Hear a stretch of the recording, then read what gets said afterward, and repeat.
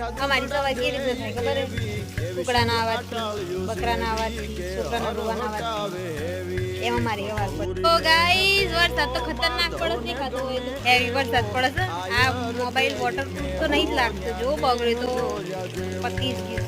આ ડુંગરાવાળો વિડીયો તો ભાઈ ભક્કમ બોલાયો, પણ મોજ આવી ગઈ મોજ. Thank you so much. હા, બહુ બધી જગ્યા ફરવા માટે, એવું નહીં કે નથી, પણ અમને જવા નહીં મળતું. બસ એ જ. જો જતા રહીએ કીધા વગર તો ઘેર ટાંટિયા ભાગી જાય. ટાંટિયા ભાગે નહીં, મતલબ ખતરનાક પડવું પડે.